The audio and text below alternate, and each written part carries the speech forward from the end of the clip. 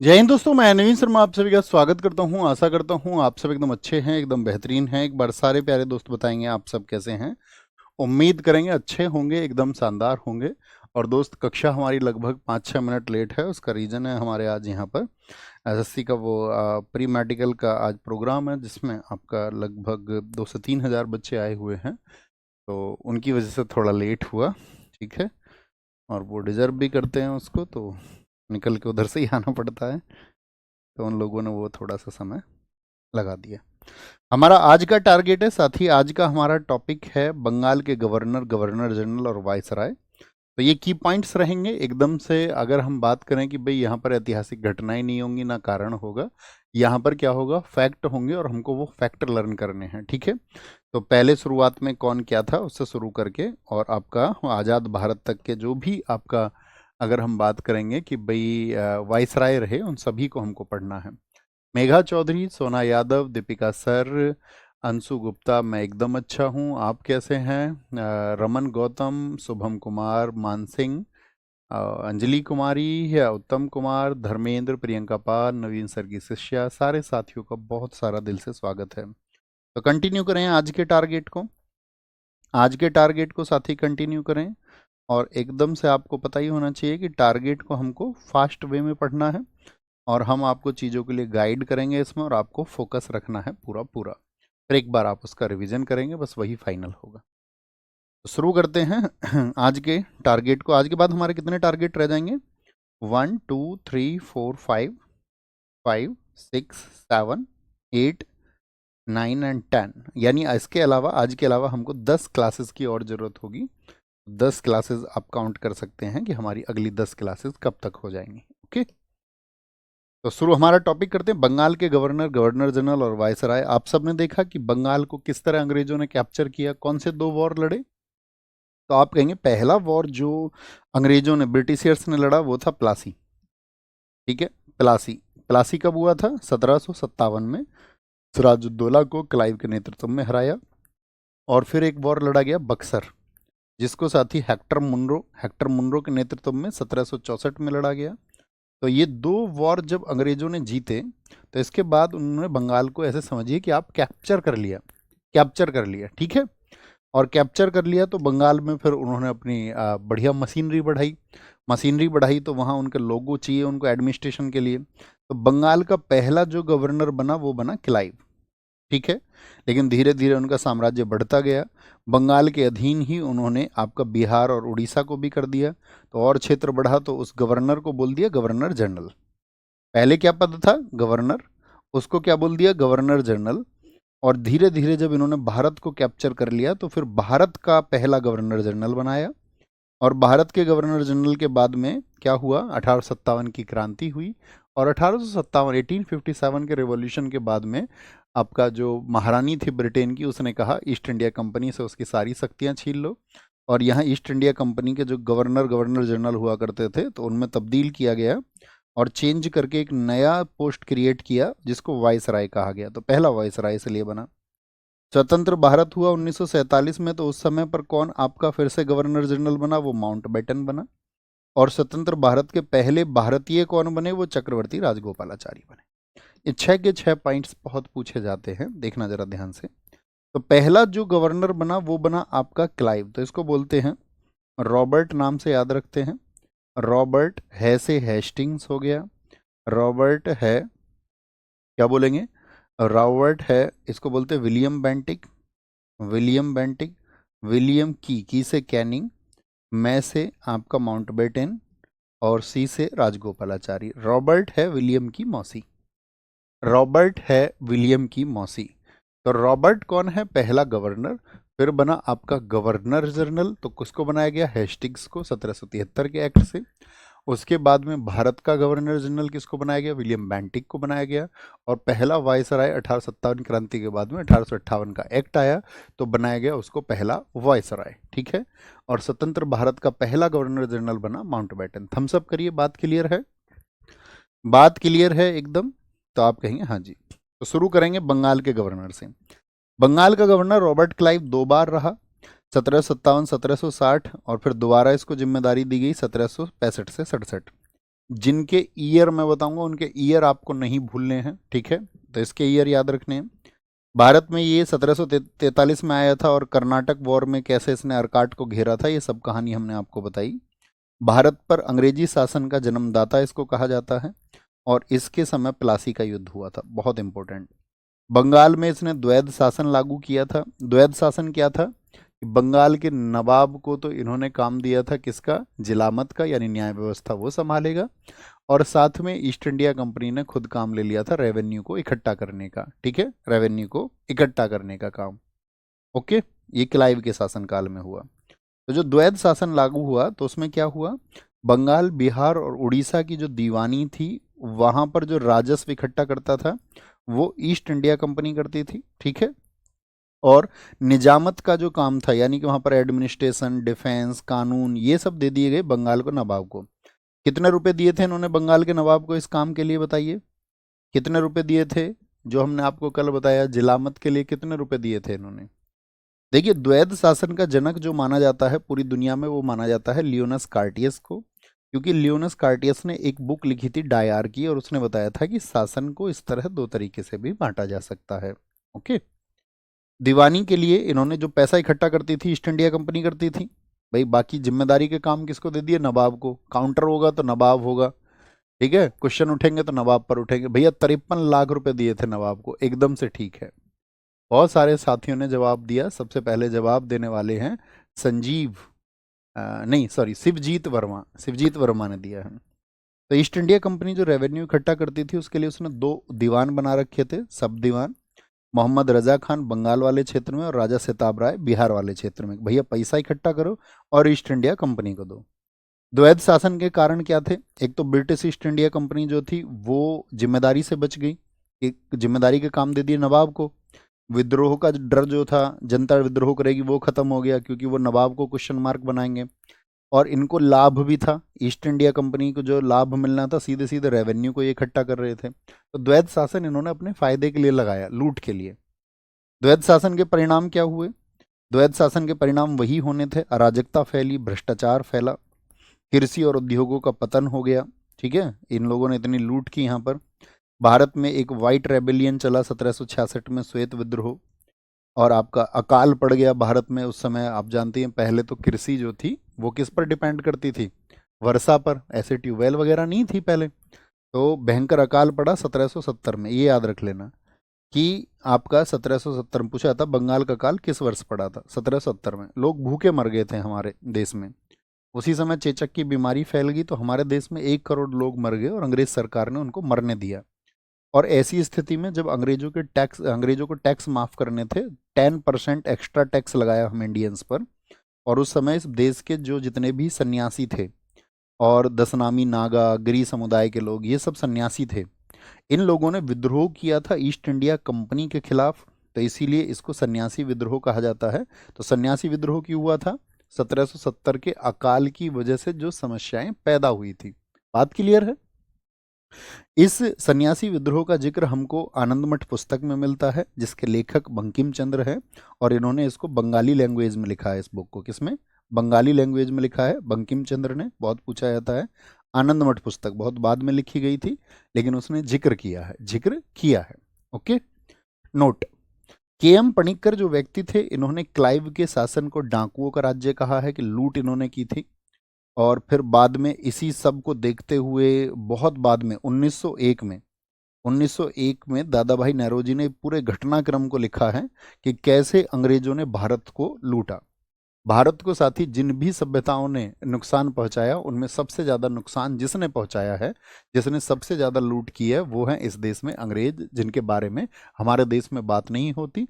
राजनीतिक पार्टियां हमारे यहाँ लोगों को धर्म के नाम पर बहकाती हैं और वास्तविक हकीकत पर बहुत कम लोग बात करते हैं कि किस तरह से इन्होंने 12 ट्रिलियन डॉलर्स जो भारत से लूट करके ये ले गए, उन्होंने देश को एकदम से खोखला कर दिया, उस सोने की चिड़िया को एकदम से कमजोर कर दिया। ओके, तो क्या बोलेंगे? धन बहिर्गमन सिद्धांत, यानी कि पैसा बाहर जा रहा है।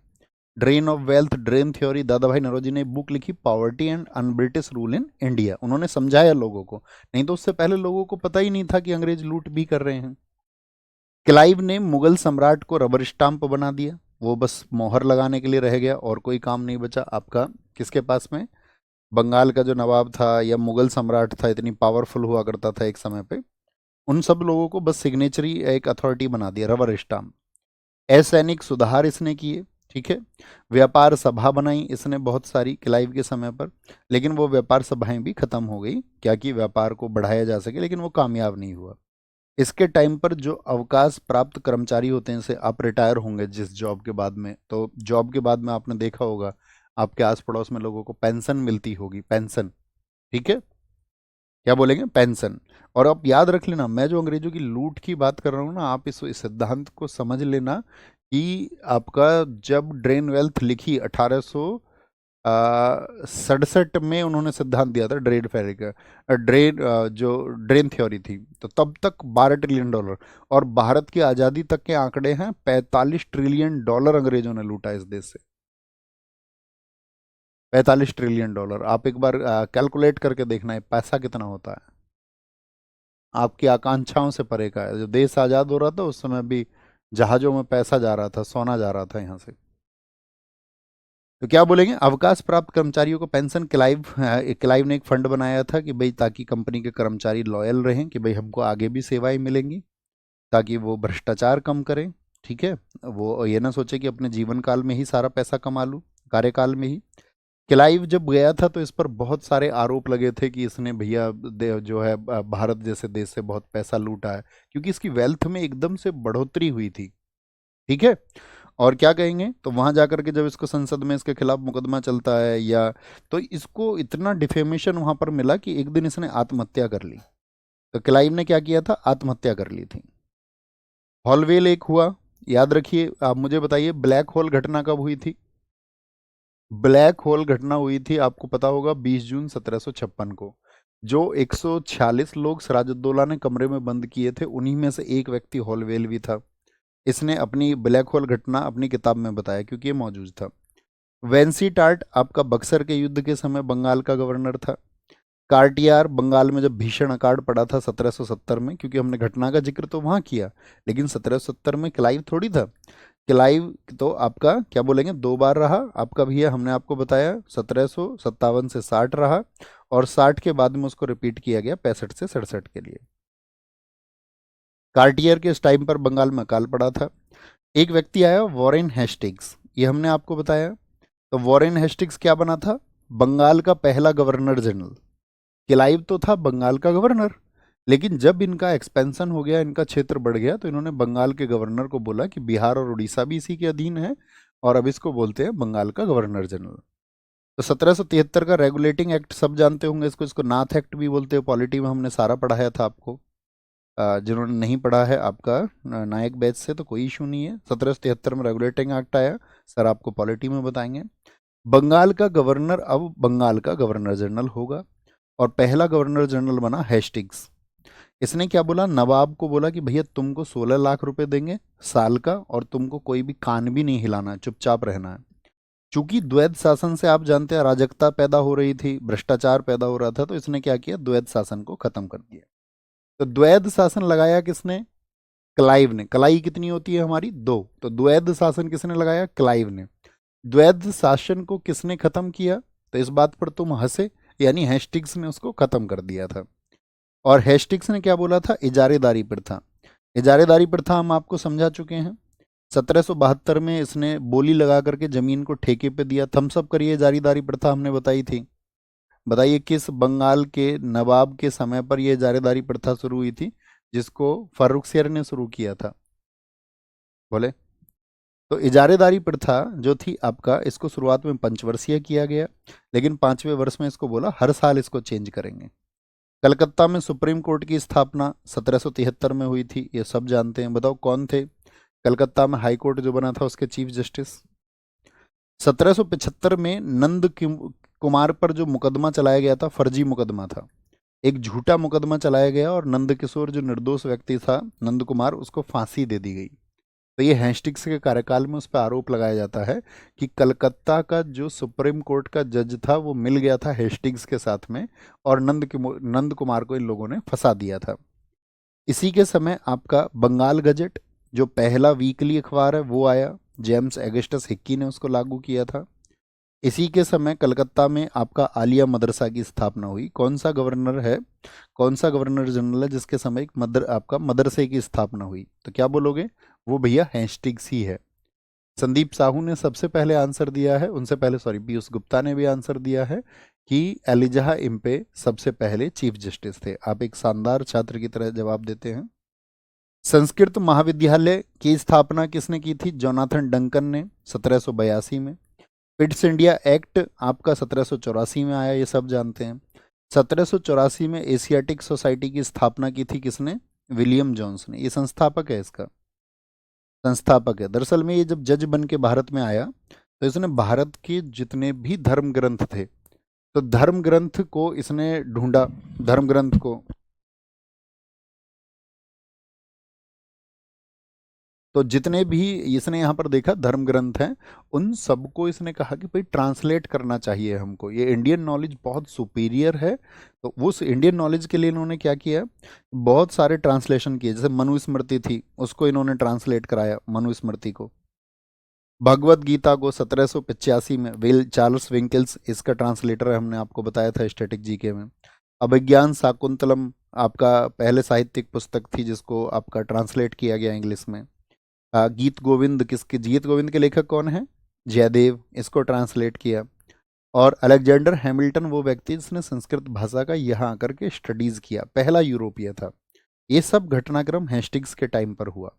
और हेस्टिंग्स वापस गया तो हेस्टिंग्स के खिलाफ भी एक इम्पीचमेंट चला, यानी कि उसके खिलाफ भी एक मुकदमा चला था, और वो बर्क ने उसको लागू किया था। ठीक है, बर्क ने। जॉन मैकफरसन रहा बीच में, एक कार्यवाहक गवर्नर रहा। फिर आता है कार्नवालिस। कार्नवालिस का भैया कार्यकाल याद रखना है। कार्नवालिस 2 बार जिम्मेदारी संभालता है। पहली बार 1786 से 93, वापस भेजा जाता है इसको 1805 में, लेकिन इस समय पर इसी वर्ष में इसकी डेथ हो जाती है। क्या हो जाती है? डेथ हो जाती है। भैया गीत गोविंद के लेखक जो है वो जयदेव है। ठीक है, बहुत बढ़िया, वेरी गुड। भैया नंद कुमार केस क्या था? भैया नंद कुमार पर जो है अगर बताएं हम, जालसाजी और षड्यंत्र का मुकदमा चलाया गया। ठीक है, लेकिन दरअसल में वो क्या कर रहा था, वो दिखाना चाह रहा था कि भाई यहाँ पर ये लोग जो है लूट के वास्तविक कारक हैं, लूट को वास्तविक रूप से ये जन्म दे रहे हैं। ठीक है, इसीलिए लोग उसके खिलाफ हो गए थे। कार्नवालिस की हम बात करते हैं तो कार्नवालिस को माना जाता है नागरिक सेवा और पुलिस सेवा का जन्मदाता। आज देश में आप जानते हैं यूपीएससी का एग्जाम होता है, यूनियन पब्लिक सर्विस कमीशन, जिसको पहले आपका कहा जाता था आईसीएस, इंडियन सिविल सर्विसेज। तो ये सब व्यवस्थाएं आज जो आप चौकी देखते हैं, ये सब व्यवस्थाएं किसने बनाई थी? आपका कार्नवालिस ने। लेकिन कार्नवालिस क्या कहता था कि जो ब्रिटिशियर्स है ना, ये उच्च पद पर रहने चाहिए, भारतीय जो रहे इसमें क्लर्क और चपरासी ही रहे। तो यानी कि ये क्या कर रहा था, ये आपका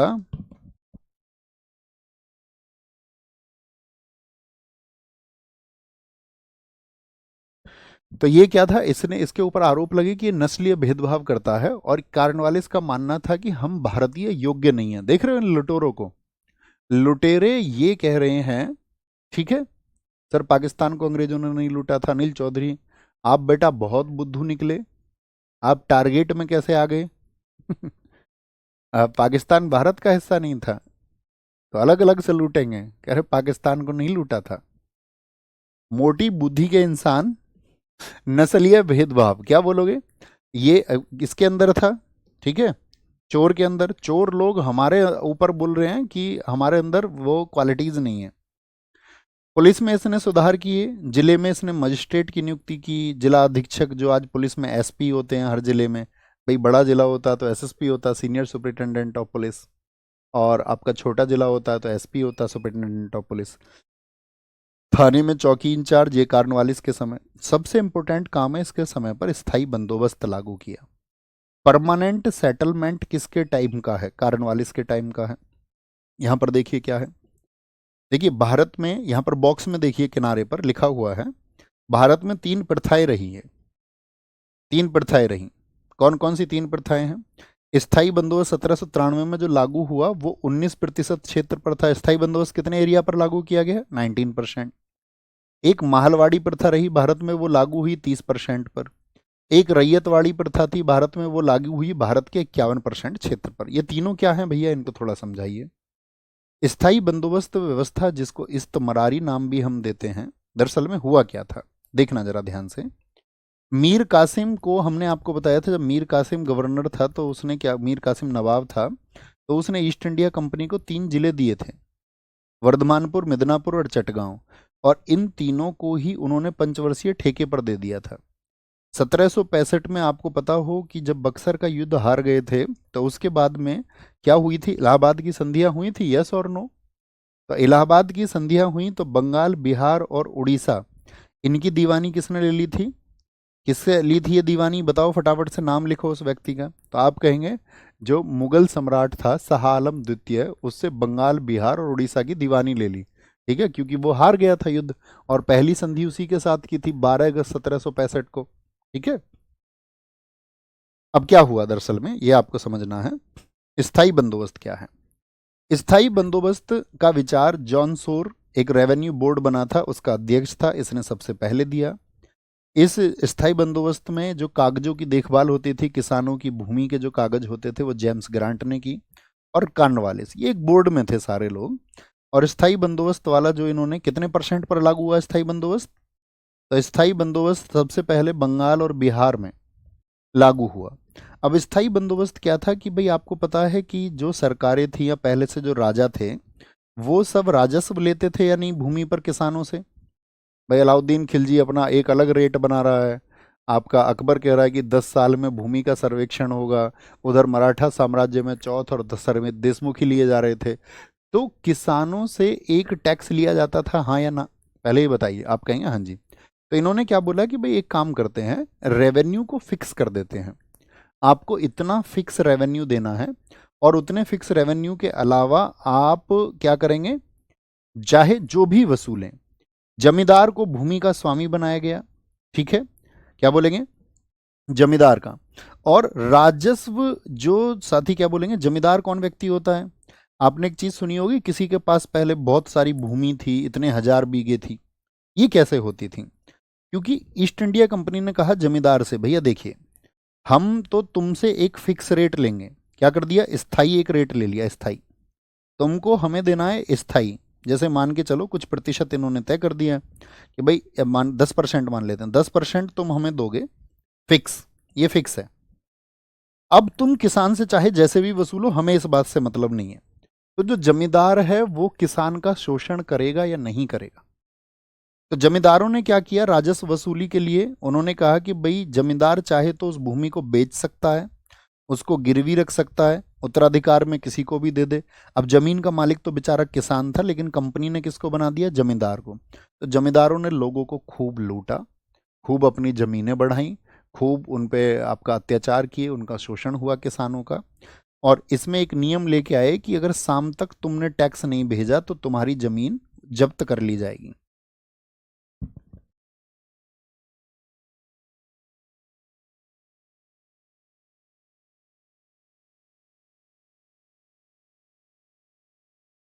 सॉरी, हाँ।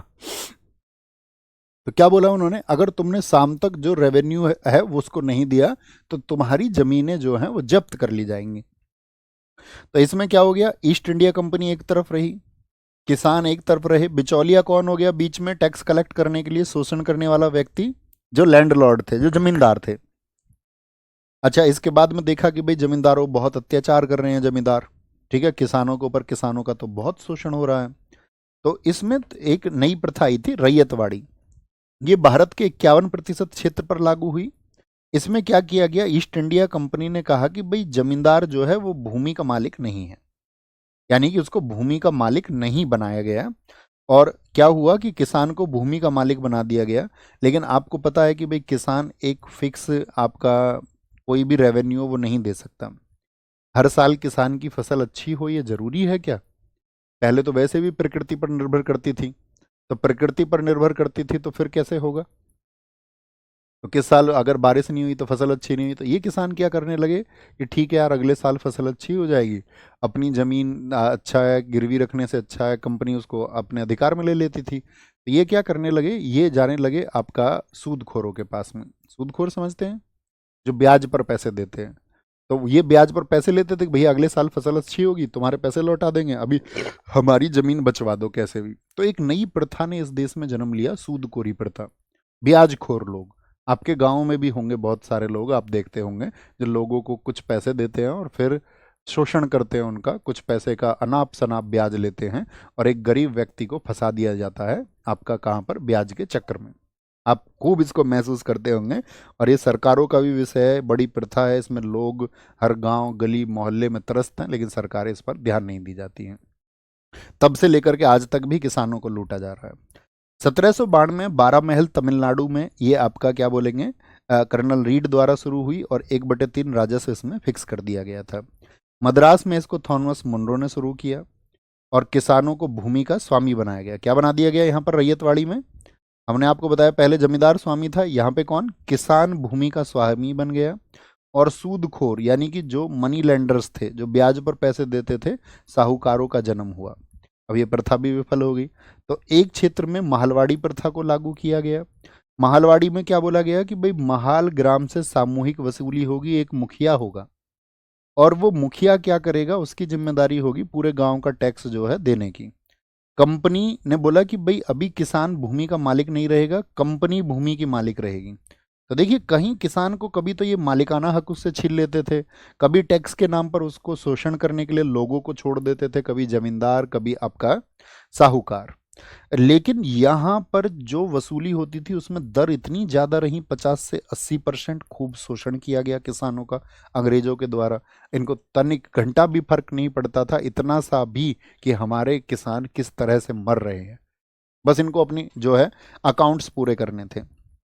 कहाँ शुरू हुई थी महालवाड़ी भैया? महालवाड़ी प्रथा जो है वो आपका हाल्ट मैकेंजी द्वारा उत्तर भारत में शुरू हुई थी। बात क्लियर है भाई साहब? तो रैयतवाड़ी कहाँ पर है? साउथ में, तमिलनाडु में आपका। हमने आपको बताया महालवाड़ी हाल्ट मैकेंजी द्वारा कहाँ पर आपका, कहाँ पर लागू हुई है? नॉर्थ इंडिया में, पंजाब, उत्तर प्रदेश में। और स्थायी बंदोबस्त कहाँ पर लागू हुआ था? बंगाल और बिहार वाले क्षेत्र में। थम्सअप करें, तीनों प्रथाएं क्लियर हैं।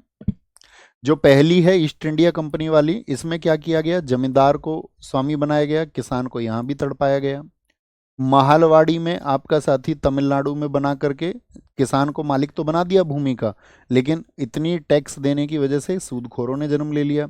और यहाँ पर तीसरे रैयतवाड़ी में क्या हो गया, वो रैयतवाड़ी में क्या हो जाता, सॉरी उसमें रैयतवाड़ी बोल रहे, क्रम उल्टा हो गया ना इसका, रैयतवाड़ी पहले आएगा, मालवाड़ी बाद में आएगा। तो मालवाड़ी में किसान क्या हुआ था, ईस्ट इंडिया कंपनी ने खुद को मालिक बना लिया था, जमीन का मालिक। ओके। 1791 में जोनाथन डंकन ने बनारस में संस्कृत कॉलेज की स्थापना की। ये ईयर बहुत पूछा जाता है। बनारस में संस्कृत कॉलेज की स्थापना कब हुई? 1958 में ये संपूर्णानंद विश्वविद्यालय बन गया और 1974 से इसको संस्कृत विश्वविद्यालय कहा जाता है। 1793 में कार्नवालिस ने क्या लागू किया था बताइए? स्थायी बंदोबस्त। और इसी समय पर उसने कार्नवालिस कोड भी लागू किया। कार्नवालिस कोड क्या था? कलेक्टर सिर्फ राजस्व निर्धारण करेगा। कलेक्टर की सारी जो कलेक्टर पहले मालिक होता था एक जिले का, नहीं, आप सिर्फ रेवेन्यू डिसाइड करोगे, बाकी इकट्ठा करने के लिए टीम अलग होगी। फौजदारी मामले जो होंगे, जो जमीनी आपका जो उनको बोलते हैं जमीनी मामलों को सिविल मैटर्स। लेकिन जितने भी जिन चीज़ों में आपका एक आप कहेंगे कि भैया क्राइम जिनको हम देते हैं, जैसे कि हत्या हो गया, लूट हो गया, डकैती हो गया, ठीक है, तो ये सब कैसे होते हैं? ये क्रिमिनल मैटर्स होते हैं, इनको बोलते हैं फौजदारी मामले। तो ऐसा कोई भी मामला होगा उसमें भारतीय न्यायाधीश सजा नहीं सुना सकेगा। क्या बोलेंगे? सिर्फ और सिर्फ क्या बोलेंगे? तो फौजदारी मामले में सिर्फ यूरोपियन न्यायाधीश होंगे। कोई भी जो गवाही हो रही है उसमें धर्म आधार नहीं होगा, ठीक है, किसी भी धर्म के आधार पर कोई गवाही नहीं होगी, कुरान के आधार पर या किसी अन्य धार्मिक पुस्तक के आधार पर। ओके। हमने आपको बताया 1805 में दोबारा आया और यहीं मर गया और गाजीपुर में इसकी समाधि है। अच्छा हुआ मर गया। इनके नाम के आगे हम कभी बच्चों से बोलते हैं कि जो सम्मान सूचक शब्द लगाते हैं ना, वो किताबों में बहुत सारे टीचर्स मत लगाया करो। हमारे लोगों को इन्होंने तिल तिल तड़पाया है और लोग इनके आगे सम्मान सूचक शब्द लगा के बताते हैं। क्या बोलेंगे? जॉन सोर, इसने हस्तक्षेप की नीति अपनाई थी कि भारत में जो चल रहा है उसको चलने देते हैं, उसमें कोई इंटरवेंशन नहीं करेंगे। एक वेलेजली आया था, एकदम से पलट गया था, इसने किया था सहायक संधि। अब देखिए ये डुप्ले फ्रांसीसी गवर्नर था, आप सबको पता होगा। हाँ भैया पता है। तो डुप्ले इस नीति को लागू करने वाला था, इस नीति के बारे में डुप्ले सोचता था, लेकिन डुप्ले को तो कब वापस बुला लिया था फ्रांसीसी कंपनी ने। तो फ्रांसीसी कंपनी ने वापस बुला लिया, तो सहायक संधि को अपनाने वाला कौन था? वेलेजली। सहायक संधि क्या थी भैया? देखिए, ये कहते थे कि भैया एक काम करिए, आपके राज्य को पड़ोसी राज्य से खतरा है, हम हैं अंग्रेज, आप दो राज्य हैं ए और बी, आपस में सबके झगड़े होते थे, हाँ जी भैया। तो ये ए राज्य के पास जाते थे जिसको इनको कैप्चर करना होता था, तुम्हारा पड़ोसी राज्य से हम तुमको सुरक्षित करेंगे। अब अंग्रेज पावरफुल थे तो ये मना भी नहीं कर सकते थे इनसे, ये बोलते थे कि हाँ भैया बताओ कैसे। बोले कुछ पैसा तुमसे चाहिए और हम तुम्हारे यहाँ पर एक सेना रख देते हैं, आर्मी, और साथ में एक रेजिडेंट रख देते हैं। रेजिडेंट मतलब जो सारी चीज़ों को देखेगा, रेजिडेंट वो सारी चीज़ों को देखेगा, आपको चिंता करने की ज़रूरत नहीं है। तो इस तरह से क्या होते थे, धीरे धीरे उस आर्मी की संख्या को बड़ा करते चले जाते थे, बड़ा, और जो पैसे का बहार है वो उस राज्य पर बढ़ता चला जाता था। और ये कहते थे कि भैया अब एक काम करो, अपना क्षेत्र दे दो हमको, इसके बदले में ज़मीन दे दो। तो इस तरह से ये टेक ओवर करते थे। ये सहायक संधि है, समझ में आई? तो सब्सिडरी जो अलायंस था ये कौन किया? आपका वेलेजली। मत भूलना सबसे पहले उसने इस सब्सिडरी अलायंस को हैदराबाद में किया था। मैसूर और तंजूर ने उसके बाद में, अवध को इन्होंने मिलाया 1801 में, पेशवाओं को 1803 में और सिंधियाओं को 1804 में। खुद को वेलेजली बोलता था बंगाल का शेर। इसके टाइम पर ही फोर्ट विलियम कॉलेज की स्थापना हुई 1800 में। और सिडनी जो एवन ने लिखा है कि वेलेजली ने ही भारत में अंग्रेजी राज्य, अंग्रेजों के भारतीय राज्य में बदल दिया। यानी कि भारत में अंग्रेजी राज्य, भाई ये भारत में शासन करने आए थे, को लिखना को, तो भारत में अंग्रेजी राज्य था, लेकिन इसने धीरे धीरे क्या कर दिया कि भारत का जो नक्शा था उसको बना दिया अंग्रेजों का भारतीय राज्य। इतनी लूट इसने मचाई वेलेजली ने भारत में।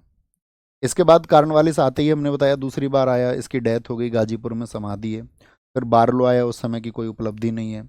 मिंटो प्रथम आया, इसने महाराजा रणजीत सिंह के साथ में अमृतसर की संधि की थी। एक हेस्टिग्स आया आपका 1813 से 23, उसके समय पर क्या हुआ था? एक पहले हेस्टिग्स कौन था? वो वॉरेन हेस्टिग्स था। वॉरेन हेस्टिग्स जो 1772 से 85 है। बहुत थैंक यू संदीप भाई, आपको अच्छा इसलिए समझ में आ रहा है क्योंकि आप अच्छे से समझने के लिए बैठे हुए होंगे और टारगेट के लिए जो शर्तें थी उनको आप पूरा करते होंगे। तो हम भी थैंकफुल हैं आपके कि आप चीज़ों को अच्छे से और ध्यान से समझ पा रहे हैं। आगे आएंगे। तो ये मार्बिल आपका, जिसको अर्ल ऑफ मोइरा या जॉइन एडम्स, ये कभी नहीं पूछा जाता। एक पूछा जाता, नेपाल युद्ध कब लड़ा गया था? आंगल नेपाल युद्ध, आंगल का मतलब होता अंग्रेज, अंग्रेज। देखिए 1760 में मीर कासिम ने भी कोशिश की थी नेपाल के लिए, सफल नहीं हुआ। 1802 में कैप्टन नोम्स ने प्रयास किए, सफल नहीं हुआ। 1815 में सिंगोली की संधि हुई, ठीक है, इस युद्ध के दौरान, और हेस्टिंग्स इसमें सफल हुआ था। 1817 से 18 किसने पिंडारियों का दमन किया? एक मूवी आई थी सलमान खान की, शायद पिंडारी ही नाम था या क्या था। पिंडारी बहुत खतरनाक प्रजाति थी, ठीक है, वो लूट कर लेते थे, अंग्रेजों को बहुत तड़पाते थे। तो अंग्रेजों ने नॉर्थ और साउथ दोनों तरफ से चला के उनको घेर कर पिंडारियों का दमन किया था इसी के टाइम पर। 1817-18 आपको याद ही है, कितने आंग्ल मराठा युद्ध हुए थे? 3, तीसरे के समय यही था। पेशवा पद इसी के समय खत्म किया गया। जो रैयतवाड़ी हम अभी बता रहे थे इसी के समय की है, 1820, आप समझ ही जाएंगे। एम्स्टहर्स्ट के समय पर आपका प्रथम आंग्ल बर्मा युद्ध, अंग्रेजों ने बर्मा से भी युद्ध किया था, बर्मा क्षेत्र पर, ठीक है। और बर्मा युद्ध में ही यांडबू की ट्रीटी इन्होंने साइन की थी एमहर्स्ट के समय। दूसरा आंग्ल बर्मा युद्ध ये किसके समय पर हुआ था? देखिए एमहर्स्ट में लिखा हुआ है तो एमहर्स्ट में समझ लेना, ये डलहौजी के टाइम पर हुआ था। और तीसरा हुआ था डफरिन के टाइम पर। तो बहुत बार एग्जाम में पूछा जाता है कि आंग्ल बर्मा युद्ध कुल कितने हुए थे? भैया वीर नाम है उस मूवी का, हाँ बिल्कुल ठीक तुमने कहा, हमको याद है पिंडारी नाम था उस मूवी का, वीर नाम है मूवी का, एकदम से सही है, ठीक है। तो आपको क्या याद रखना, आंग्ल बर्मा युद्ध कितने हुए? 3 हुए थे, 3। पहला किसके समय पर? एमहर्स्ट के समय, दूसरा डलहौजी, और तीसरा डफरिन के टाइम पर। बेंटिक आता है 1828 में। बेंटिक पहले मद्रास का गवर्नर रह चुका था। इसके टाइम पर यहाँ तमिलनाडु में एक वेल्लोर विद्रोह हुआ था जिसको इसी ने दबाया। 1828 से 33 में ये बना दिया गया क्या? बंगाल का गवर्नर जनरल। और 1833 में एक्ट आया और ये बंगाल का गवर्नर जनरल बना, यानी सॉरी भारत का। तो भारत का पहला गवर्नर जनरल कौन है? तो आप कहेंगे भैया ये है आपका विलियम बेंटिक। सती प्रथा का अंत इसी के टाइम पर हुआ। राजा राम मोहन राय जी ने प्रयास किए। सती प्रथा क्या थी? स्त्रियों की बहुत दुर्दशा थी हमारे देश में, पाखंड और अंधविश्वास के चलते हुए हम लोग हम भारतीयों ने विज्ञान का जितना तिरस्कार किया जा सकता है उतना तिरस्कार हम करते हैं। हम लोग, हमारे जितने भी लोग जो पाखंड, ज्योतिष, तमाम तरह की बातें करते हैं, वो सब लोगों को तुम आंख पे पट्टी बांध के रोड पे 10 बार पार निकलवा दो, नहीं निकल सकते। अगर उनको अगली घटनाओं का पता ही है कि किस तरह से घटनाक्रम घटेगा, तो निकाल दो उनको चलते रोड पर, नहीं निकलेंगे। वो खुद प्रौद्योगिकी का इस्तेमाल करते हैं अपनी बातों को लोगों तक भेजने के लिए। टीवी का इस्तेमाल करते हैं, ठीक है, तमाम जितनी भी आपका ज्ञान का, विज्ञान का जितना भी माध्यम हो सकता है उनसे, उसका प्रयोग वो करते हैं। लेकिन लोगों को क्या कहते हैं? प्राचीन काल की विद्याओं पर जियो। तो अपने आज के यूथ को वो टेक्नोलॉजी से दूर करना चाहते हैं। और अगर टेक्नोलॉजी से वो दूर कर देंगे उनको, तो क्या होगा? लोग सवाल पूछने लायक नहीं रहेंगे, अंधविश्वास का शिकार हो जाएंगे और उन्हीं को सुप्रीम पावर फिर समझेंगे, क्योंकि सवाल करने की हालात में नहीं होंगे। यही भारत के पीछे रहने का बहुत बड़ा कारण बनता जा रहा है कि बहुत सारे देश हमसे बहुत सारे पैमानों पर आगे निकलते जा रहे हैं, बहुत सारी इंडेक्सेस में हम एकदम से नीचे हैं। उसका कारण है कि हमारे यूथ को, जिसको टेक्नोलॉजी से दूर करने की ये जो उन लोगों के व्यापार के चलते हुए साजिश है, वो उसको टेक्नोलॉजी से। आप एक बात बताइए, कोई युद्ध आप कैसे जीतेंगे? भारत पाकिस्तान युद्ध अभी हुआ तो आप कैसे जीतेंगे? टेक्नोलॉजी से जीतेंगे या फिर उसको तंत्र मंत्र से जीतेंगे? तो आप कहेंगे भैया टेक्नोलॉजी में हमको आगे आना होगा, इस देश के युवाओं को हमको प्रौद्योगिकी का सम्मान करना सिखाना होगा। और जब प्रौद्योगिकी की तरफ ये देश जाएगा तब हमारे देश की तरक्की होगी।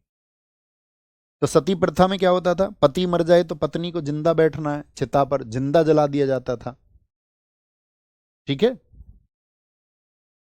क्या बोलेंगे? सती प्रथा तो क्या बोलेंगे? 1829 में। और ऐसा नहीं है कि आपका कि भाई उन स्त्रियों को रोकना था, लेकिन धीरे धीरे क्या होता है, लोग अवेयर होते हैं। जब लोग शिक्षित होते हैं तो लोग उस बात को समझते हैं। लोग समझते हैं नहीं यार, स्त्री का जीवन है, स्त्री का जीवन स्वतंत्र होना चाहिए, सदर स्वतंत्र होना चाहिए। तो राजा राम मोहन राय के प्रयासों से हुआ। ठगी प्रथा का अंत कर्नल सलीमैन ने, इनके टाइम पर ठगी होती थी उसको नियुक्त किया। शिशु वध पर इन्होंने रोक लगाई। अंग्रेजी शिक्षा इसी के टाइम पर माध्यम बनी कि भाई इन भारतीयों के ऊपर इन्फीरियरिटी कॉम्प्लेक्स कैसे आएगा, इनके ऊपर क्या करो, अंग्रेजी थोप दो। हमने एक बार देखा किनको, आपका एक व्यक्ति थे आपका मोहन भागवत, आप सब जानते होंगे। वो स्पीच दे रहे थे, कह रहे थे भारतीयों को अंग्रेजी नहीं पढ़नी चाहिए, उनको अपनी भाषाओं की तरफ लौटना चाहिए। नेता मंत्रियों के खुद के बच्चे सीख रहे हैं यूनिवर्सल लैंग्वेज। अच्छा, तुम्हारे लड़के जाके जो विदेश में ऑक्सफोर्ड, प्रिंसटन, कोलंबिया यूनिवर्सिटी में पढ़ते हैं, तो ये वहाँ अंग्रेजी में पढ़ते हैं कि ये संस्कृत में पढ़ते हैं वहाँ? तो मतलब हम अपने लोगों को मतलब क्या सिखा रहे हैं? हम उनको क्यों आगे नहीं ले जाना चाहते हैं? हम उनको मतलब क्यों रोक के रखना चाहते हैं? हम उनसे झूठी बातें क्यों करते हैं? हम उनसे सत्य क्यों नहीं बोल रहे हैं? जिस तरह तुम्हारे बच्चे यूनिवर्सल लैंग्वेज सीख रहे हैं, तो इस देश के भी हर बच्चे को अधिकार है यूनिवर्सल लैंग्वेज सीखने का, है कि नहीं है? तो हम कभी भी कोई स्टेटमेंट यदि ऐसे देंगे, तो ये स्टेटमेंट क्या होंगे, एकदम से कि भाई आपको ये नहीं करना चाहिए, तो हमको विचारना चाहिए। हमको अपनी भाषाओं को प्राथमिकता दें, हम ये बात कह सकते हैं, लेकिन हमको और भाषाओं को भी सीखना चाहिए। ठीक है भैया, एक बार अमित शाह ने भी ये बोला था, तो ये मुझे पता नहीं है, इसके लिए मैं कंफर्म नहीं हूँ। ठीक है, जो मैंने सुना है मैं उसके उसके बारे में बोल सकता हूँ। अंग्रेजी शिक्षा को माध्यम बनाया गया, और अंग्रेजी शिक्षा भारतीयों पर उस समय पर थोपने के लिए एक व्यक्ति आया आपका मैकाले, उससे कहा गया, काम दिया गया कि वो अंग्रेजी को भारतीयों पर थोपे। तो पहला विधि आयोग बना, फर्स्ट लॉ कमीशन, जिसका अध्यक्ष था मैकाले। मैकाले का सारा रुख था किसके लिए? वेस्टर्न एजुकेशन के लिए, पाश्चात्य शिक्षा के लिए। और मैकाले विवरण, मैकाले मिनट बोलते हैं इसको, बोलते हैं मैकाले के भाषण को क्या बोलते हैं? मैकाले मिनट, जो उसने ब्रिटिश संसद में दिया था कि हम भारतीयों के अंदर यदि इन्फीरियरिटी का कॉम्प्लेक्स भर दें, कमतरी का भाव हम भारतीयों के अंदर पैदा कर दें, तो ये आपका अपने आप को समेट लेंगे। जैसे तुम्हारे सामने कोई अंग्रेजी बोल दे फर्राटेदार, तुम 4-5 लोग ये हिम्मत नहीं कर पाओगे, भैया समझ नहीं आया हिंदी में बोलिए। तो क्यों नहीं बोल पा रहे? क्योंकि तुमने अपने अंदर एक कमतरी का भाव, कमतरी का भाव का आपका क्या बोलेंगे, कमतरी का भाव, वो तुमने अपने अंदर पैदा कर लिया, है ना? क्या बोलेंगे यहाँ पर, इसने कहा व्हाइट मैन्स बर्डन। देखिए क्या थ्योरी देता है, तो पूछा था व्हाइट मैन बर्डन्स थ्योरी किसने दी थी। ये लोग पता क्या कह रहे थे, ये कह रहे थे इस दुनिया इस सभ्यता को अच्छा करने का जिम्मा हमारे पास में है। जो ये काले लोग हैं, सांवले लोग हैं, ये पिछड़े हुए लोग हैं, और जो श्वेत लोग हैं, जो अंग्रेज यानी कि गोरे लोग हैं, इनकी सभ्यता बहुत विकसित है। और जो सभ्य लोग हैं उनकी जिम्मेदारी ये है कि असभ्य लोगों के जीवन को सुधारें। ये चोर और डाकू खुद को सभ्य कह रहे हैं, और हम भोले भाले निर्दोष भारतीयों को ये असभ्य कह रहे हैं, और कह रहे हैं हमारे ऊपर ये बोझ है, ये हमको उतारना ही होगा।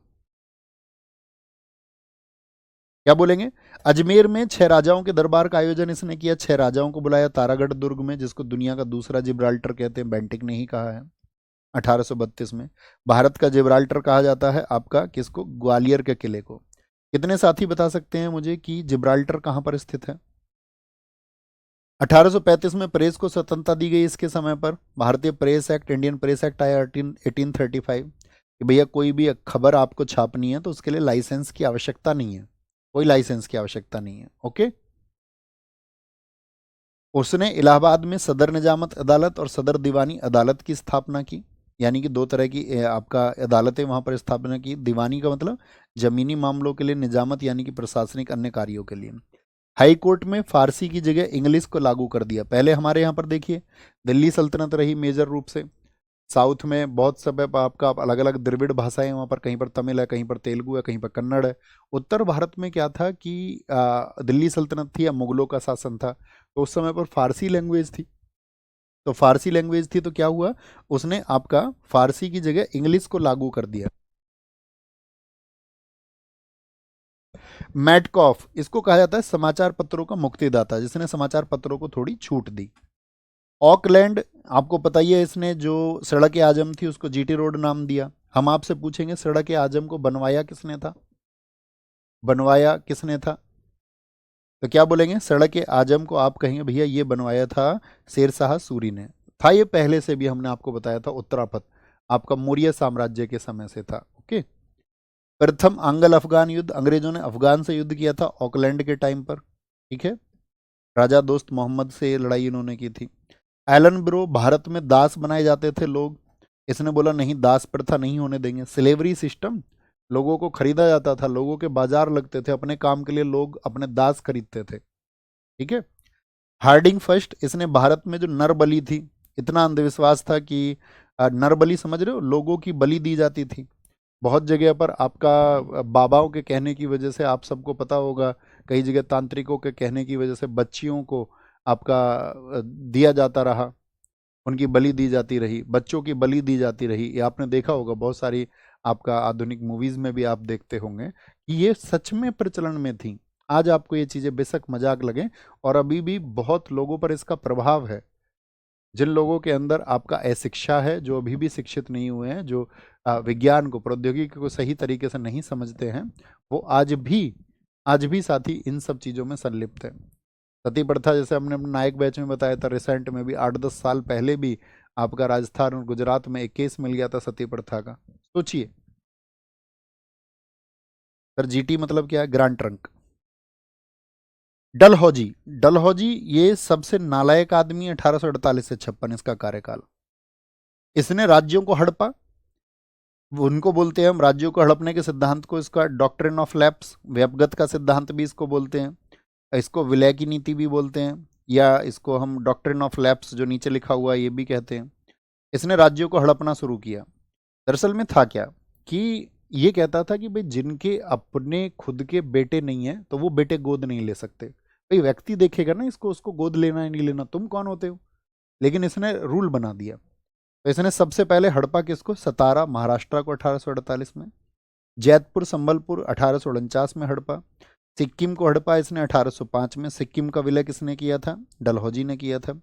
उदयपुर 1852 में, झांसी 1853 से 1854 में इसने मिला ली, जीडी में पूछा गया इसी बार। नागपुर 1854 में। दूसरा आंगल सिख युद्ध इसके टाइम पर हुआ था 48 से 49। डलहौजी कहता था कि ये एक चेरी है जो एक दिन हमारे मुंह में आके गिरेगी। किसको कहता था ये बताओ, किस किस एरिया को कहता था भारत के को, डलहौजी किसको बोलता था, भाई हमने बोला कि ये सिख युद्ध है, तो ये सिखों के इस क्षेत्र को कहता था कि ये चैरी है, चैरी समझ रहे हो, जो एक दिन हमारे मुंह में आके गिरेगी, चिंता मत करो। डलहौजी साथी भारतीय रेलवे का जनक है। रेलवे किसके टाइम पर शुरू हुई? डलहौजी के टाइम पर। आप जानते मुंबई से थाने पहली ट्रेन चली थी। डाकघर एक्ट, जो पोस्ट ऑफिस एक्ट आया, इसी के टाइम पर आया। जो इलेक्ट्रिक टेलीग्राफ सर्विस है वो इसी के टाइम पर शुरू हुई। और लोक निर्माण विभाग, पब्लिक वर्क्स डिपार्टमेंट, भारत का सबसे भ्रष्ट डिपार्टमेंट जिसको कहा जाता है, इसी समय पर शुरू हुआ। तो ये रेल, बहुत सारे लोग अंग्रेजों के पक्ष में कहते हैं कि भैया रेल दी अंग्रेजों ने, हमको पुल दिए, अंग्रेज ना होते तो हमको इतनी व्यवस्थाएं ना मिलती।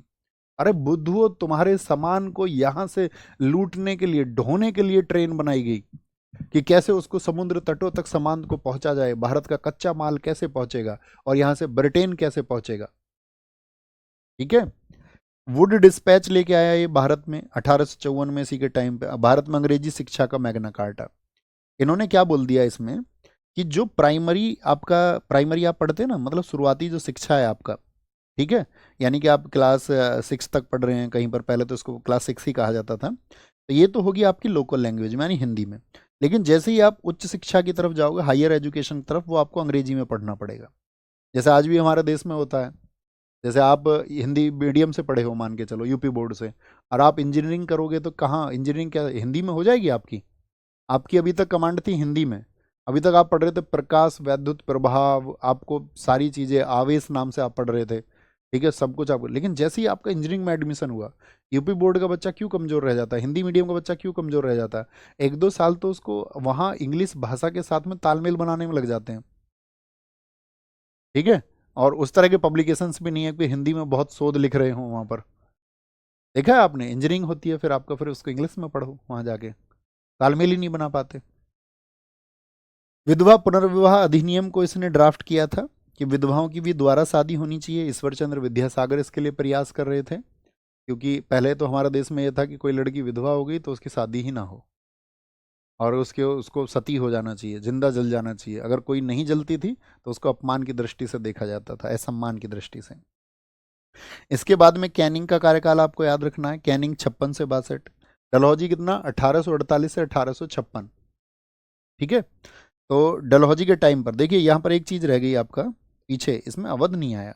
हम अभी सोच रहे थे जब ये हड़प रहा था, हाँ लिखा हुआ है, सॉरी, ये लिखा हुआ है इधर, अवध को। अब देखिए इसने कहा था कि जिनके अपना बेटा नहीं है उनको हम हड़प लेंगे, लेकिन इसने क्या किया, आउटरम ने रिपोर्ट बनाई कि अवध का राजा उसके शासन को सही से नहीं चला रहा है, तो वहां पर माल एडमिनिस्ट्रेशन का इसने एलिगेशन लगा करके, कुशासन का आरोप लगा करके उसको हड़प लिया। तो इनको बहाना चाहिए था, कुछ भी बहाना, ठीक है। तो क्या बोलेंगे भैया, कैनिंग आता है। कैनिंग ये पहला वाइसराय रहा और अंतिम गवर्नर जनरल। क्यों वाइसराय बना ये पहला? क्योंकि 1857 की क्रांति हुई, आप सबको पता होगा। 1857 की क्रांति हुई, भारत में विद्रोह भड़का, लेकिन वो सुनियोजित तरीके से नहीं हुआ, अंग्रेजों ने उस पर काबू पा लिया। उसकी शांति की घोषणा हुई थी आपका 5 जुलाई 1858 को, और 1 नवंबर को कैनिंग ने घोषणा पढ़ के सुनाई थी महारानी की, ठीक है। तो इसने क्या किया, 1856 में विधवा पुनर्विवाह अधिनियम पारित हुआ। देखिए विधवा पुनर्विवाह अधिनियम ड्राफ्ट किसके टाइम पर हुआ? डलहौजी के टाइम पर। D for Dalhousie, D for draft. लेकिन लागू किसके टाइम पर हुआ? लागू किसके टाइम पर हुआ? तो वो हुआ आपका आपका कैनिंग के टाइम पर। इसने हड़प नीति को खत्म किया, पहले लूटो और फिर अच्छे बन जाओ। तो भैया लोगों के अंदर जो आक्रोश है वो इसी की वजह से, हड़प नीति की वजह से। तो इन्होंने अनाउंस कर दिया कि भाई हड़प नीति को आगे नहीं चलाया जाएगा, बहुत हड़प लिया हमने तुमसे। 1857 में इसने समावेशन अधिनियम पारित किया, इनकॉर्पोरेशन एक्ट, और इसने क्या किया, उसके तहत कलकत्ता, बॉम्बे, मद्रास, यहाँ पर यूनिवर्सिटी बनी। भैया तुमको पढ़ाएंगे, है ना। पहला हाई कोर्ट एक्ट आया इसी के टाइम पर। और आपको याद होगा भारत में हाई कोर्ट जो बने, कलकत्ता हाई कोर्ट 1862 में, बम्बई हाई कोर्ट देश में बना 14 अगस्त 1862, मद्रास हाई कोर्ट देश में बना 15 अगस्त 1862। यस और नो? हाँ जी भैया। आयकर अधिनियम, इनकम टैक्स एक्ट इसी के टाइम पर आया, ठीक है। अगर आप इसका कार्यकाल याद रख लोगे ना 1856 से 62, तो आसान रहेगा। भारतीय दंड संहिता, किस अपराध के लिए क्या दंड मिलेगा? भाई आप चोरी करोगे तो आपको क्या पनिशमेंट मिलेगा, ये सब इंडियन पिनल कोड आईपीसी में लिखा हुआ है, भारतीय दंड संहिता में लिखा हुआ है। अब तो इसको अभी पीछे साल गवर्नमेंट ने चेंज करके इसका नाम बोल दिया बीएनएस, भारतीय न्याय संहिता। भारतीय न्याय संहिता, उसमें धाराएं भी बदल गई हैं। जैसे आपका पहले 302 में पनिशमेंट था मर्डर के लिए, उसको अब 103 एक में कर दिया गया, तो धाराएं बदल दी गई हैं बहुत सारी।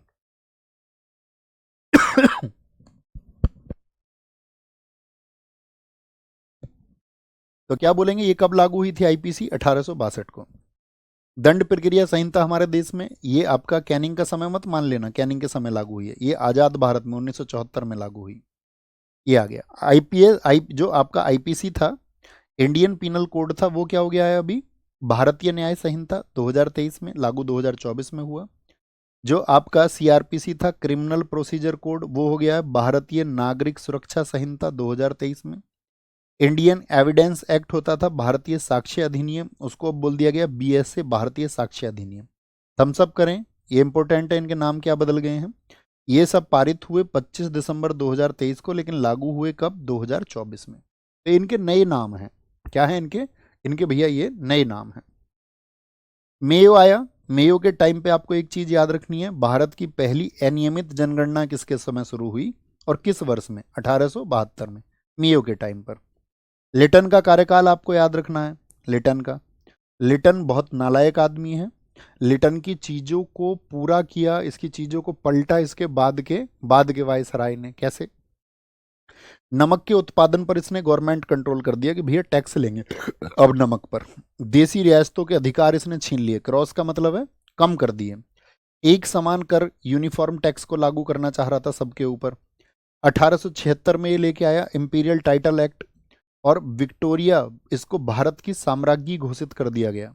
ठीक है, और उसको उपाधि दे दी इसने केसर ए हिंद अपने टाइम पे। 1876 से 78 एक बंगाल में या भारत में एक अकाल की स्थिति पड़ी, जिससे 50 लाख लोगों की मृत्यु हुई। उसके लिए इसने स्ट्रेची आयोग बनाया, लेकिन कोई मदद लोगों की नहीं हुई। इसी के समय पर प्रथम दिल्ली दरबार आयोजित हुआ। देखिए दिल्ली दरबार क्या था, कि ब्रिटेन के जो राजा या राजकुमारी या बच्चे हैं वो आते थे भारत घूमने के लिए। उनके घूमने के समय पर जब वो यहाँ आएंगे तो जबरदस्त आयोजन किया जाएगा। भारत का पैसा, भारत का धन लूटा हुआ जो यहाँ से, वो खूब उनके ऊपर, उनके सम्मान में खर्च किया जाएगा जबरदस्त तरीके से। इधर हमारे लोग भूखे मर रहे थे अकाल से, और उधर ब्रिटेन की महारानी का सम्मान कर रहा था ये लिटन। सोचिए कितने क्रूर लोग रहे होंगे, इनके अंदर बिल्कुल भी मानवता नाम की चीज नहीं थी। वर्नाकुलर प्रेस एक्ट आया। वर्नाकुलर का मतलब क्या होता है? स्थानीय भाषा, देसी भाषा। यानी ये कह रहे हैं कि भाई जैसे कोई मान के चलो बंगाली में अखबार लिखता था, तो बंगाली भाषा में उन्होंने लिख दिया ये ब्रिटिश सरकार चोर है, चोर लिख दिया। अब अंग्रेज तो उनको पढ़ नहीं सकते थे, तो कोई उनको जाके बताता था कि भैया क्रांति कर रहे हैं तुम्हारे नाम पर। चापलूस भी तो थे भारत में, हमेशा होते हैं, हमेशा होंगे। अज्ञानी लोग, देशद्रोही लोग, वो हमेशा होते हैं।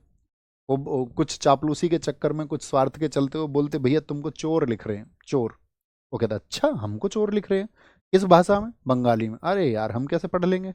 बोला दूसरे से पूछ लो, देख लो, इससे पूछ लो, ये बंगाली जानता। बोला भैया चोर लिखा हमको। हाँ लिखा है जी चोर तुमको। बोला यार इनको एक काम करो, इन स्थानीय भाषाओं में जो अखबार छप रहे हैं इनको रोको, ये क्रांति कर देंगे नहीं तो।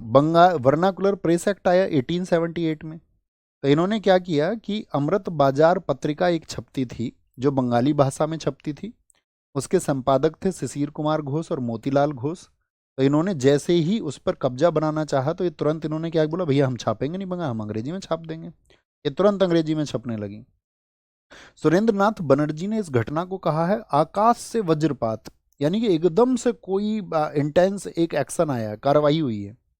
द्वितीय आंग्ल अफगान इसके समय पर हुआ, जिसमें गंडमक ट्रीटी हुई। भारतीय शस्त्र अधिनियम 1857 की क्रांति के बाद से ये बेचैन था। ये सोचता था कि भारतीयों को शस्त्र रखने की परमिशन ना रखी जाए। शस्त्र समझते हो ना, सेल्फ डिफेंस के लिए लोग वेपन ले सकते हैं अपने सुरक्षा के लिए, उनको कोई दिक्कत ना हो। लेकिन इसने कहा कि इनके शस्त्र इनको मत दो, नहीं तो कल ये शस्त्रों से इकट्ठा हो गए और हमको तोड़ेंगे फिर। सिविल सेवा परीक्षा में इसने बोला कि भारतीयों की जो उम्र है वो 21 वर्ष से घटा के 19 वर्ष कर दी मैक्सिमम। यानी अगर कोई भारतीय सिविल सेवा यूपीएससी जैसे एग्जाम को उस समय इंडियन सिविल सर्विसेज को पास करना चाहता है तो 19 तक कर लो बस। अब हम लड़ रहे हैं 3 साल की छूट दे दो, 5 साल की छूट दे दो, सरकार से हम लड़ जाते हैं, कह देते हैं सरकार से हम अपनी। ये कह रहा है 19 तक है मैक्सिमम। तो ये चाह रहा है कि कोई भी भारतीय इंडियन सिविल सर्विसेज में जाए, यस और नो? आप कहेंगे नहीं भैया ये तो बहुत नालायक है। इसने आपका आपका एक स्टेचुरी सिविल सर्विस कमीशन बनाया 1878 में इसी के लिए। इसी सिफारिशों पर इसने बोला इसको घटा दो उम्र को। सूती वस्त्रों पर आयात कर को इसने समाप्त कर दिया। देखिए, जो सूती वस्त्र भारत में आते थे उन पर जो इम्पोर्ट ड्यूटी लगती थी उसको इसने एकदम से भारत में खत्म कर दिया।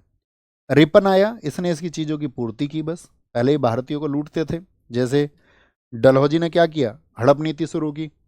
कैनिंग आया, उसने बोला हड़प नीति को वापस ले लेते हैं। तो ये वापस ले लेते थे पहले भारतीयों को परेशान करके, बैलेंस बनाने के लिए। तो कारखाना अधिनियम इसके समय पर आया 1881 में, और इसने बोला 7 वर्ष से कम की उम्र का बालक फैक्ट्री में कोई भी काम नहीं करेगा। पहली नियमित जनगणना किसके समय पर हुई, रेगुलर सेंसस 1881 में। तो रेगुलर सेंसस जो होता है कितने ईयर्स में होता है, 10 वर्षों में। तो इसके बाद से हर 10 वर्ष में होता है। जैसे लास्ट टाइम कब हुआ है, 2011 में। तो भैया 2021 में भी हुआ क्या, नहीं, कोरोना के चलते हुए नहीं हुआ है। और हमने यूट्यूब पर सेंसस का क्लास करा रखा है 2011 का। साथ ही आप यूट्यूब पर लिखना सेंसस नवीन सर, और उस कक्षा को आप 5-5 मिनट करके ख़त्म कर सकते हैं धीरे धीरे। 5 मिनट, कभी 7 मिनट, कभी 10 मिनट, इस तरह से पढ़ लीजिए, ठीक है। वर्नाकुलर प्रेस एक्ट इसने आके खत्म किया, जिसको किसने लेके आया था, लिटन लेके आया था। भारतीय शस्त्र अधिनियम इसने समाप्त किया आकर के, किया रहने दो, 1882 में ही खत्म किया। ये भी कब खत्म किया, 1882 में। स्थानीय स्वशासन की शुरुआत किसने की थी, स्थानीय स्वशासन का जनक किसको बोलते हैं, पॉलिटी में पढ़ते हो अंग स्थानीय स्वशासन, यानी कि आपका नगर पालिकाएं जो गांव स्तर पर होती हैं, आपकी पंचायतें, ये सब होनी चाहिए। व्यक्तियों का विकास तभी होगा। इसके टाइम पर ये एक बिल लेके आया, इल्बर्ट बिल। इसने कहा कि भारतीय जज भी अंग्रेजों का मुकदमा सुन सकेंगे। अब से पहले क्या था, क्या था, अब से पहले आपको याद होगा कार्नवालिस के टाइम पे वो क्या बोल रहा था कि जितने भी आपका क्रिमिनल मैटर्स होंगे वो सिर्फ यूरोपियन न्यायाधीश सुनेंगे। लेकिन इसने बोला कि यूरोपियों का जो मुकदमा है अंग्रेजों के ऊपर भी, अंग्रेज भी तो भारत में काफ़ी हो गए थे, उनके ऊपर भी मुकदमा चलेगा। तो उनके ऊपर अगर मुकदमा चलेगा तो उसको भारतीय न्यायाधीश सुन लेंगे। स्थानीय स्वशासन की इसने शुरुआत की। हंटर कमीशन इसने लागू किया शिक्षा के लिए। फ्लोरेंस नाइटेंगल ने रिपन को कहा है भारत का मुक्तिदाता, कि इसने बहुत सारी छूट भारत को दी। मदन मोहन मालवीय ने कहा कि भारत के सभी वायसरॉय में श्रेष्ठतम है, ये ठीक आदमी कहा इसको। डफरिन के टाइम पर कांग्रेस का गठन हुआ 1885 में। लैंसडाउन के टाइम पर दूसरा कारखाना अधिनियम आया। इन्होंने बोला कि वीक में एक छुट्टी मिलनी चाहिए, जो लोग कारखानों में फैक्ट्रियों में काम कर रहे हैं, पहले छुट्टी नहीं मिलती थी। 9 से 14 वर्ष तक के बालक को 6 घंटे से अधिक काम नहीं करवाना है, ये इस अधिनियम में कही गई बातें हैं। डूरंड लाइन, बताइए डूरंड लाइन भारत और कौन से देश के बीच में है, तो आप कहेंगे भारत और अफगानिस्तान। तो ये कब खींची गई, 1893 में। और अगर हम आपसे पूछें कि भारत का पहला, अखंड भारत का पहला हिस्सा ही कब किया गया, तो आप कहोगे पहला अफगानिस्तान 1893। उसके बाद में फिर 1935 में, 1935 के एक्ट से 1937 में म्यांमार को अलग कर दिया गया। 1947 में दो तरफ पाकिस्तान बनाया गया, इधर भी और इधर बांग्लादेश की साइड में। यही बांग्लादेश बाद में 1971 में स्वतंत्र हुआ। ये सब भारत के हिस्से थे, ठीक है, जिनको क्या बोलेंगे, अंग्रेज सरकार ने अपनी चालाकियों से तोड़ा। करजन बहुत नालायक है। भारत में सबसे कम उम्र का वायसराय कौन आया था, करजन।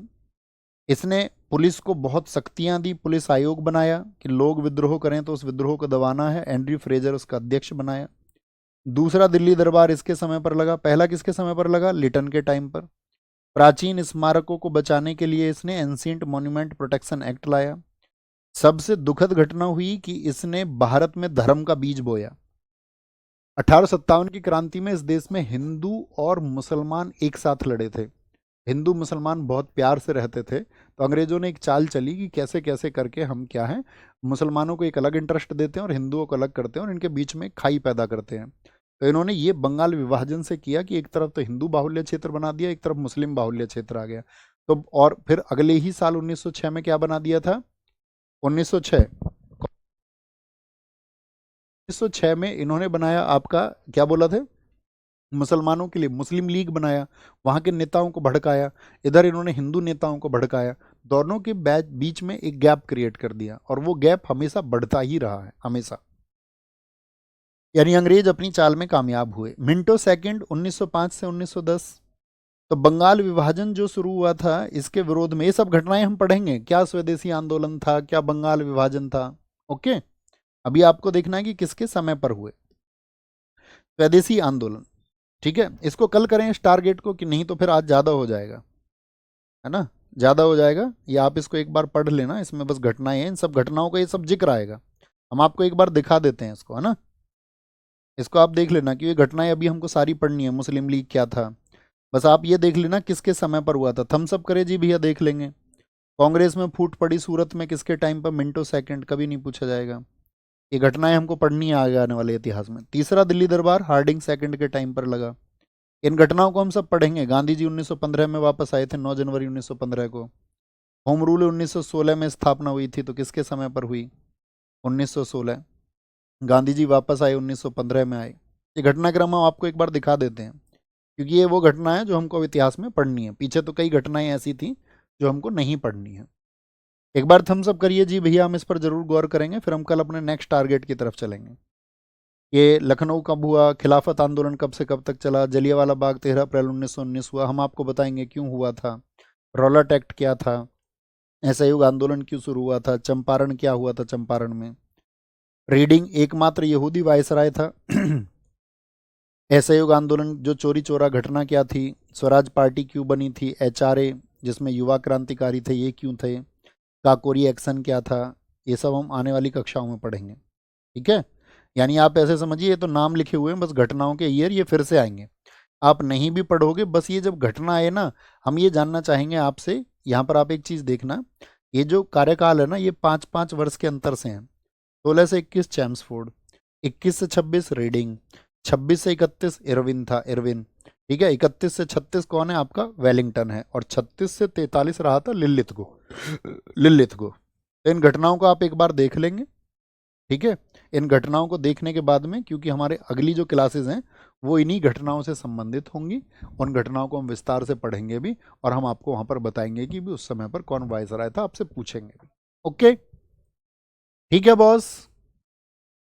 सर आप गर्मी में क्यों बैठे हैं? ठीक है यार, गर्मी में बैठना, मैं तुमसे वो अच्छी बातें लगूंगा तुम्हें, ग्लोबल वार्मिंग पे मैं तुमसे बात करूं।